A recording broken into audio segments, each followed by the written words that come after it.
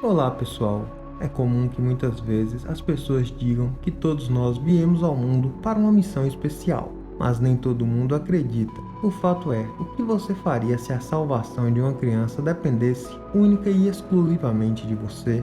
Sarah Conk é uma americana de 28 anos que fez as malas para o Haiti para trabalhar num centro para crianças deficientes logo depois de terminar a faculdade, em 2013. A terapeuta recebeu o convite para uma missão humanitária no Haiti para cuidar de crianças com doenças graves no Haiti. Existe uma cultura de que crianças doentes são malditas e não merecem viver.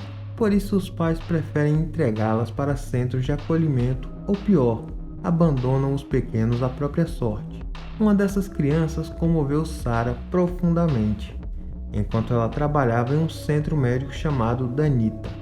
Poucos dias depois de sua chegada, ela fez uma descoberta horrível ao inspecionar a casa de um paciente. Mas antes de prosseguirmos, deixe o seu like, se inscreva no canal e ative o sininho para continuar nos acompanhando. A paciente em questão deu à luz a uma menina deficiente e sofre de uma das mais graves anormalidades cerebrais. Um dia veio uma mulher com a bebê com hidrocefalia, um transtorno caracterizado pela acumulação de líquido no cérebro. A mulher disse que era a tia do bebê e que sua irmã havia morrido um mês depois de dar à luz, a menina que havia se chamado Nika. Disse Sarah. O estado de Nika era degradante. Com 3 meses, ela pesava apenas 2 quilos, estava totalmente desnutrida e necessitava urgentemente de atendimento médico para reduzir a hidrocefalia. Aconselhei que Nika começasse a vir 2 vezes por semana para a reabilitação, mas sua tia estava sobrecarregada com a responsabilidade e tivemos que ajudar para suprir os cuidados mais básicos, lembra a terapeuta. Sarah acompanhou a tia de Nika em uma viagem de 10 horas até o único hospital do Haiti onde tratam a hidrocefalia. O hospital possui poucos recursos e os médicos são voluntários que chegam de várias partes do mundo. Nika, com 5 meses, conseguiu entrar na lista e programaram sua cirurgia. Foi um milagre. A operação foi um sucesso, mas a tia de Nika não voltou mais ao hospital. Foi quando Sarah descobriu que a tia era a mãe de Nika.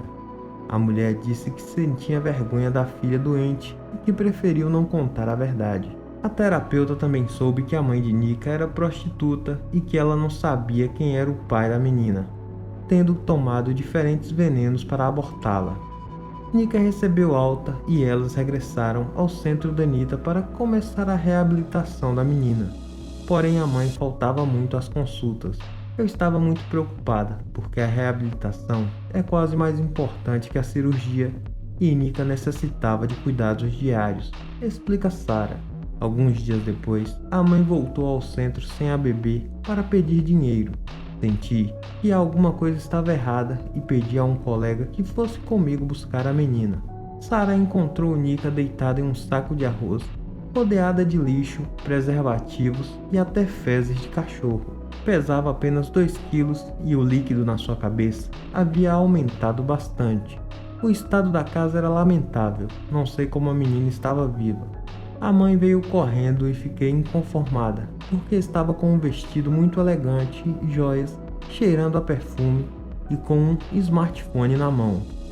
Sarah levou Nika ao hospital de Porto Príncipe, capital do Haiti, e lá lhe disseram que não poderiam fazer nada por Nika, que ela morreria a qualquer momento, pois o líquido na cabeça estava pressionando o cérebro.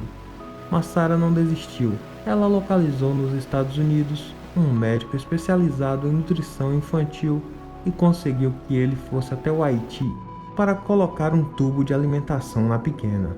Em 2015, finalmente Sarah conseguiu levar a menina para os Estados Unidos para operar a hidrocefalia, um hospital na Flórida, especializado em neurocirurgia infantil. A menina foi internada às pressas e a operação foi bem sucedida. Nika perdeu 2 quilos de líquido no cérebro e sua cabeça diminuiu quase 5 centímetros. Nika recebeu alta e elas regressaram ao centro Danita para começar a reabilitação da menina. Que excelente história, com um desfecho muito bom, não é mesmo?